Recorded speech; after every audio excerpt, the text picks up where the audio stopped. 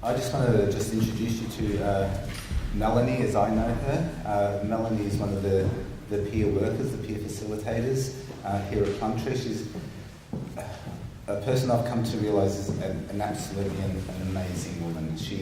Her background is actually medieval history, and what I can say is medieval history's loss is the disability sector's gain. And I say that so genuinely. If you've come to any of Melanie's workshops, she conducts a reframing autism workshop at Plumtree, and they are the most participated workshops that Plumtree holds.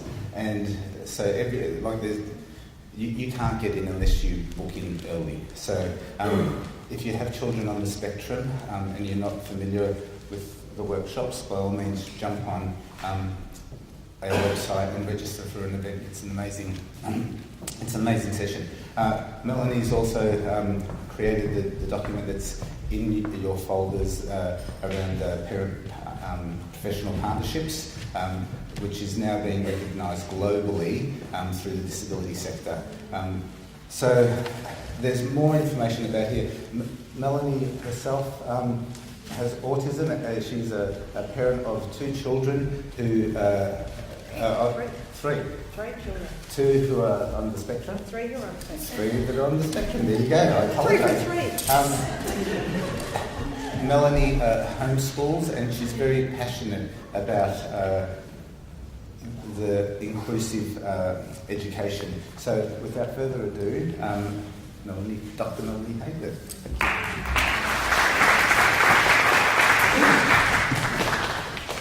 Okay, so I want to start today by saying I've got a few caveats around what I'm going to say around self-advocacy. What I'm giving you today are tips and guidelines. There's some practical strategies that I use at home with my kids and that we've seen are really useful ways of promoting our children using their own voices to self-advocate. So to moving from that position where I do that advocacy for them to somewhere that they feel comfortable to do that for themselves. Not all of these tips and guidelines are going to be appropriate for your children at all stages. When I say speak, I kind of always mean it like this. So I'm talking about traditional communication. I'm also talking about non-traditional communication. We don't have to use our words to be able to communicate our needs. And so I will sometimes use speak because I'm not following a set script. But when I say speak, I mean in that kind of broad sense of communicating needs. But we also have to presume competence for our kids, and that's one of my biggest things to start off with. Self-advocacy means that we presume our children are competent enough to know their own needs and speak or communicate what those needs are. And so I think that's kind of the caveats that sort of start me off. Self-advocacy is the ability to understand and communicate your needs. It's grounded in knowledge, it leads to empowerment, and it leads to personal autonomy. And when we talk about personal autonomy, when we talk about empowerment, we've talked about those lots in terms of the family, but those are things that we want for our children. Self-advocacy is around choices and taking control of the choices that affect our lives. And for many of us, me included, most of my children's life has been spent where I either listen to them and communicate their choices, and where I have needed to advocate for my children, particularly in school settings. That has occurred a lot. I've fought to have my kids' needs acknowledged and accommodated. But at some point, we need to start to think about moving our children to begin to accept the responsibility to take on some of that. My little boy, my biggest boy, does drama. And at the end of his drama class, it's a homeschool drama class, and at the end of the drama class, everyone has to put their hands together in a big circle and then go, yay, drama. It's noisy, and he has to touch a lot of other children, and he hates it. And he said to me, Mum, can you tell Abby Lee, who's his teacher, that I don't want to do that? And at that point I thought, actually, you know what? You're 9, you love Abby Lee, you can tell her that you don't want to do that. We went together And he was able to say, Abby Lee, it's too noisy and I don't like touching other people. I'm there in spirit, but I don't want to be there in person. So he now stands outside and does autistic clapping of the room while they do their yay drama, and he still feels like he's part of that. But he advocated for himself. He knew what he needed and he knew what he wanted to do instead, so that he could still feel connected, but his needs were accommodated. So, what tips have we got? Sorry, I'm meant to be doing this too. For fostering your child self-advocacy. So, every child can start with some basic self-advocacy things. Even the youngest child, really early in their life, can start to self-advocate. Because choices, making functional choices, is the first step to self-advocacy. Giving your child the support they need to make functional choices is their first opportunity to assert a preference, a need. Now, sometimes that can be really easy, like, which shirt are you going to wear, or what do you want for dinner? Sometimes those choices are too big and you might need to say, do you want this shirt or this shirt? But those kinds of easy starter steps, those choices that we make, and we encourage our children to make choices about their autonomy, about their body and who they are, those are first steps in self-advocacy, because your child is identifying what they want and making a choice and then following through on that choice. Allowing your child to make choices about their lives is really important. They can be little choices, they can also be big choices. When I decided to homeschool my biggest boy, that was his choice. He self-advocated for his need to be homeschooled. I said, we can continue. I will continue to go in every day and advocate for your needs and have meetings every day, or we can give it a go at home. What would you like? We sat down, we wrote a pros and cons list. He wrote all the pros he could think of school, which were none. He wrote all the cons he could think of for school, which mostly had to do with having to do sport. And then we wrote all the pros and cons of homeschooling. He weighed those up and he decided that homeschooling was the way he wanted to go. That was a massive decision. It was supported by me. I didn't say, go off, honey, and decide whether you want to be homeschooled. It was a supported choice, but it was still his choice to make. And by making that choice, that was a massive moment of self-advocacy for him, where he actually felt that he knew what he wanted and that those needs were listened to and accommodated. So that's the first thing, just about choices. Sorry, I'm not following my slides at all. There we go. That's not unusual either. I've got my gaggle of friends up the front here who are laughing at me because I very rarely follow a script. Choices within boundaries are still choices. And when your child is asserting their choices, and sometimes they're not the choices that we would love them to make, they're asserting their preferences and needs. And just think about it, that this is your child learning to self-advocate, and somehow their less than ideal choices are sometimes more palatable if you think about it that way. Self-advocacy and advocating is often about problem solving. So we often think about, again, I come back to the schools issue. It was often my advocacy around schools was often seeing an environmental or a contextual issue that impacted negatively on my child, and that needed solving. And so when I am modelling self-advocacy for my kids, I always use problem-solving language. What is the problem that we are looking at? So I identify the problem. Then I brainstorm possible solutions to that problem. And I do this with my children always. It can sometimes be tiny things, like you both want to play the Switch, but you want to play Kirby and you want to play Mario Kart, and we can't play them at the same time. That happens a lot in my family. But there are also times where those things are much bigger, where we can identify the problem, we can brainstorm possible solutions to that problem, and we can think about which possibilities, which solutions are feasible and likely to be effective. We can think about who needs to be involved in implementing the solution. We can talk about, if others are involved, how are you going to communicate your solution to them? How are you going to engage assistants?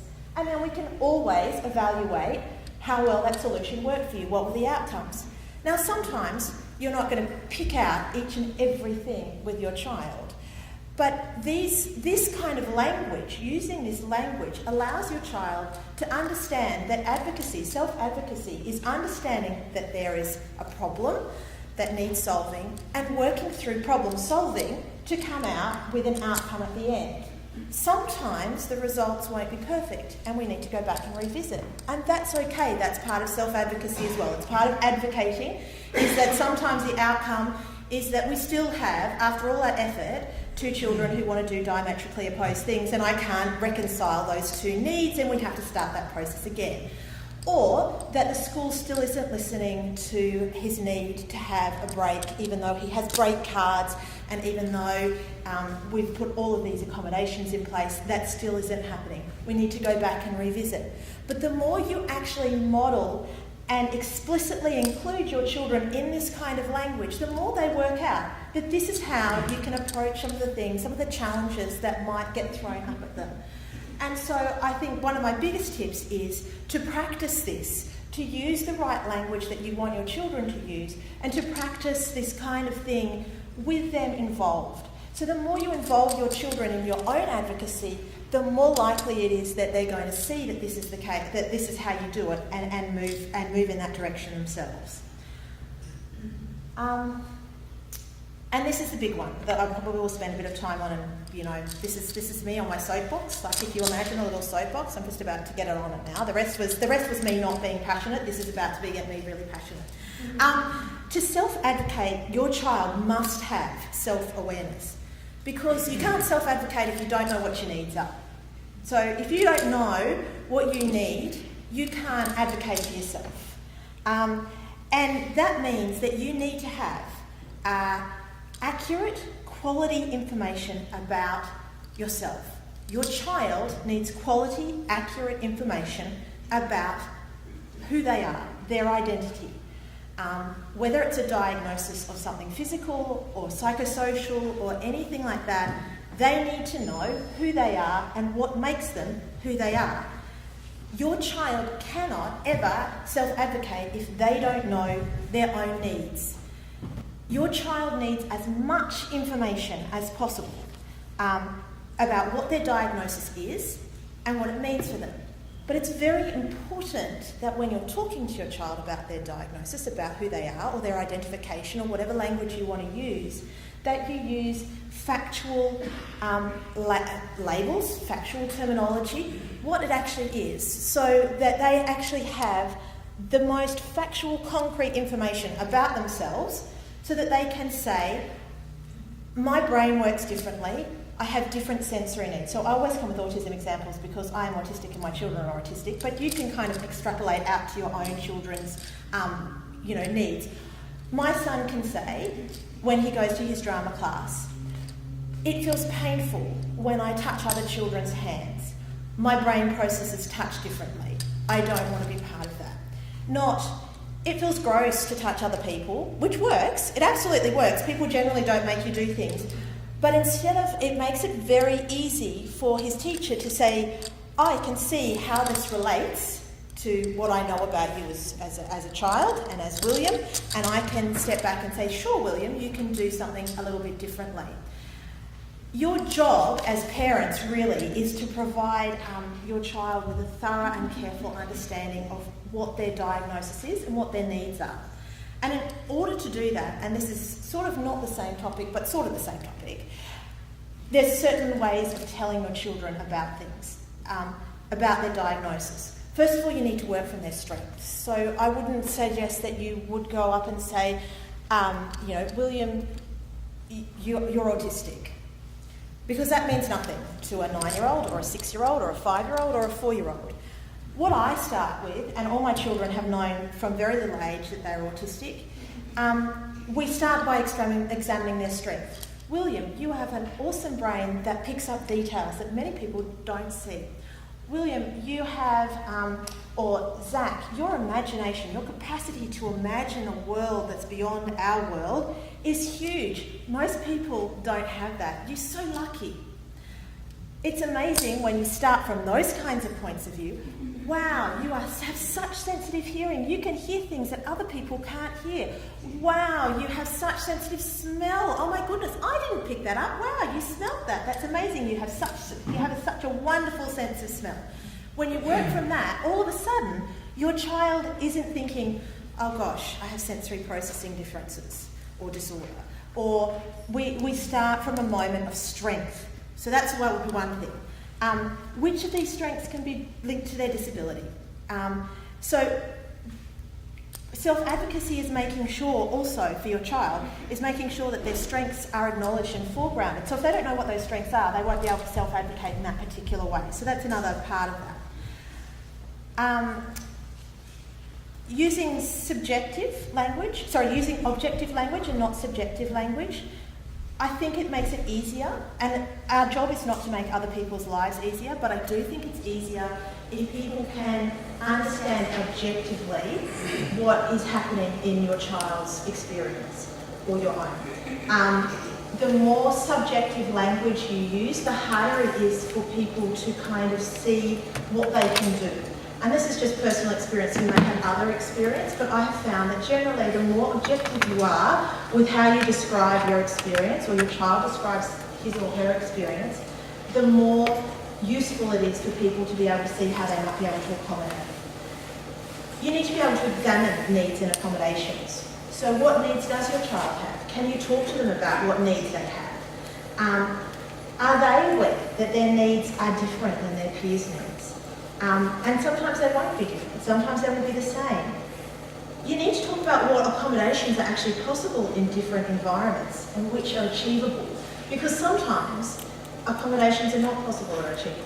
My son, when he was at school, would have liked to have had a corner of the classroom built in with walls. He would have quite liked the sensory room that Pippo was talking about, where he could go into a black. He wanted a cupboard to himself, but that being, if he had anything, his accommodation that he asked for the school was that he could have a wall actually built out of bricks and mortar that with a tiny door that he could crawl in and nobody else could go in. The school wasn't willing to do that, strangely enough. So, some accommodations are not feasible, but what can we do that would affect that kind of thing? So we had a sensory tent, which wasn't nearly as good because it didn't block out any of the sound, but, we did our best with the kind of constraints that we had and the fact that the school, which was brand newly built, wasn't going to build a room for him to be in. But again, it's about having these conversations with your child. So if your child comes home from school and says, it's too noisy, it's about having these open conversations, not just going off and saying to the teacher, it's too noisy, we have to do something about it. Brainstorm with your beautiful person what they think can be done about this, because that's them participating in their own self-advocacy. Get them to come and say and see what they think is feasible in a particular environment, because sometimes what they really like maybe isn't so. And think about, from your perspective, what you know works for your child. You might both start to reflect on the times when accommodations have worked effectively and times when they've been less successful. The more you engage your child in sort of reflecting on things like, wow, we went to the zoo and that was awesome. We did really well. It was busy, there were lots of people, but what about that made that so okay? Made that so possible for you to feel like you were included and accepted and that you were able to function really well at the zoo. And they might say, well, it was just because it was outside and I didn't feel like the people were so, I wasn't like in school where I'm in a tiny room and I've got lots of people inside with me. Let's work with that, because your child has identified a way that they can be with lots of other people positively. So you work with those things that get them to start to identify things that they can do for themselves. Okay, so starting early, this kind of goes back to even the youngest child can make choices. Your child can start self-advocating right now. When you go home, you can ask them to advocate their needs to you when they're at home. Our children have needs all the time in our home, and we are very good as parents at preempting them. We like knowing what our children need and stepping up and providing it for them. But actually getting your child to identify what those needs are and asking for them isn't a bad thing, because then you're kind of seeing, again, it's that problem solving. They're seeing that there's something that they need to do and they're asking you to help them to solve that problem. So not always preempting every need that your child has. And I say this from a point of view of the mother who does not do this at all. This is one of those ones that I went with, this sounds really nice on paper, but I can't, I'm terrible.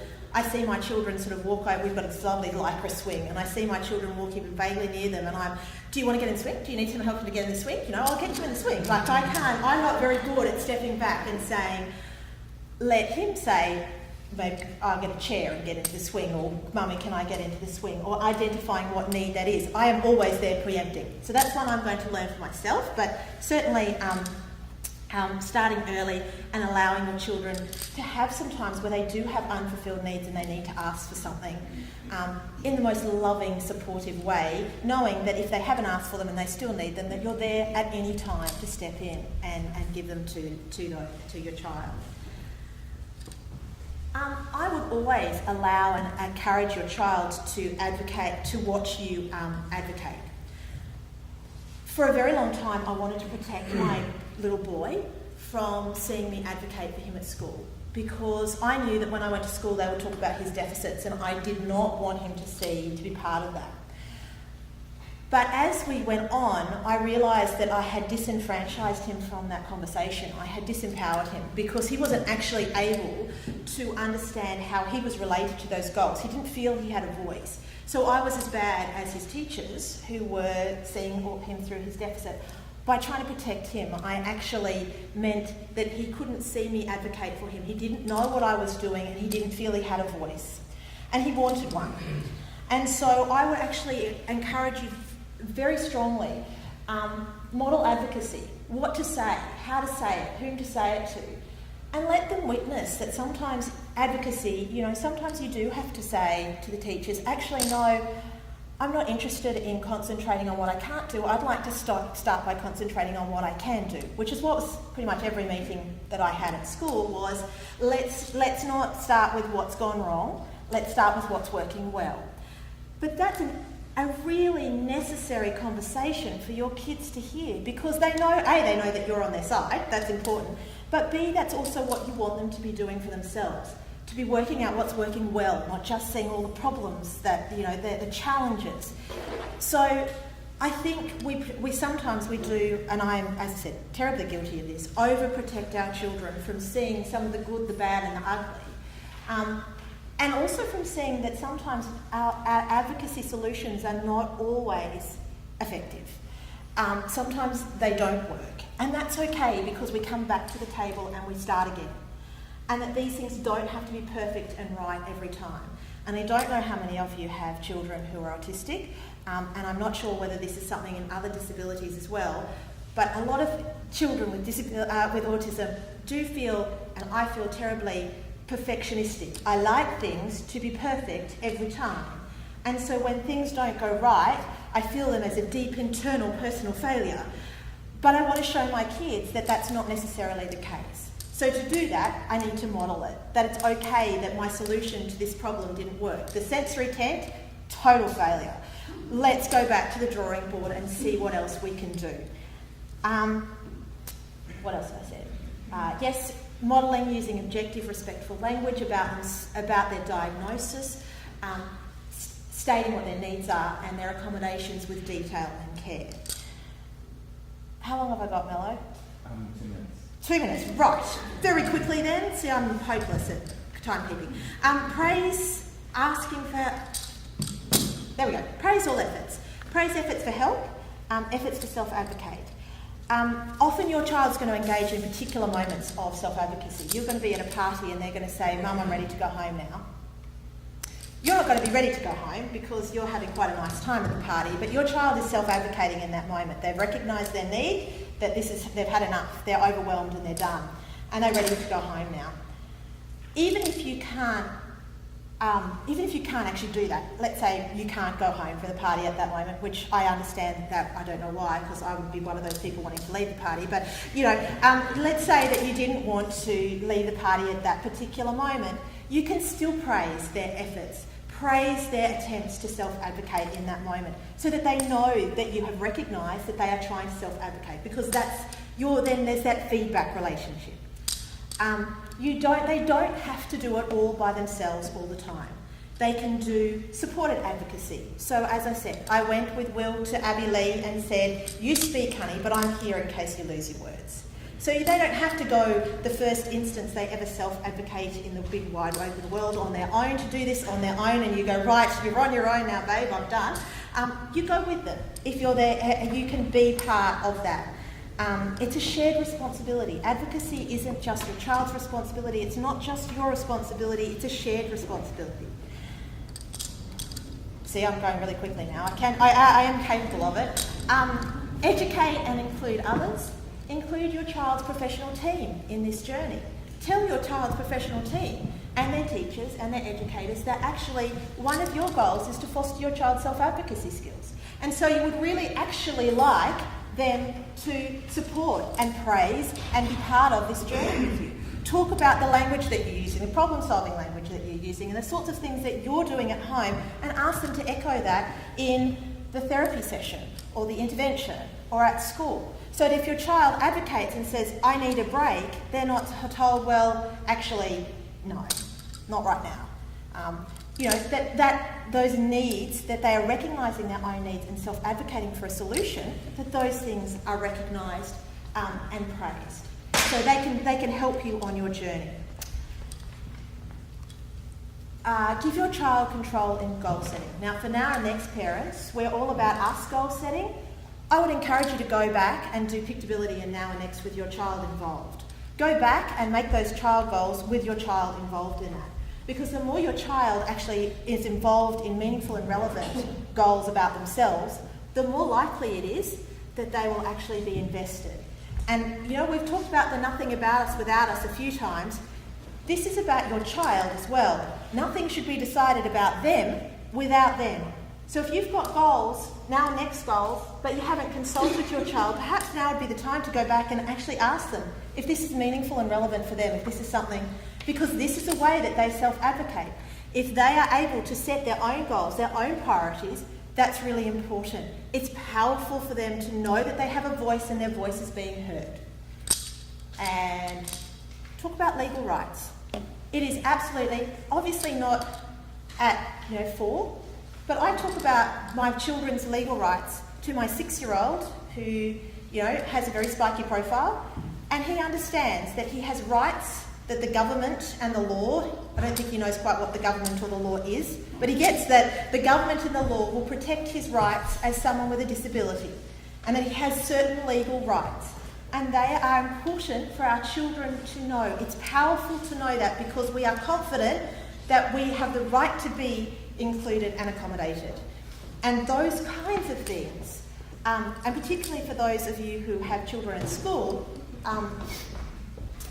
knowing what the education standards of the Disability Discrimination Act are, and having read that document, is really important because it allows you to advocate for your child, and it allows you to use the objective, respective language that gets things done in schools. And if your child watches you do that, when it comes their turn, they will be able to use that language as well. I'm done. There you go.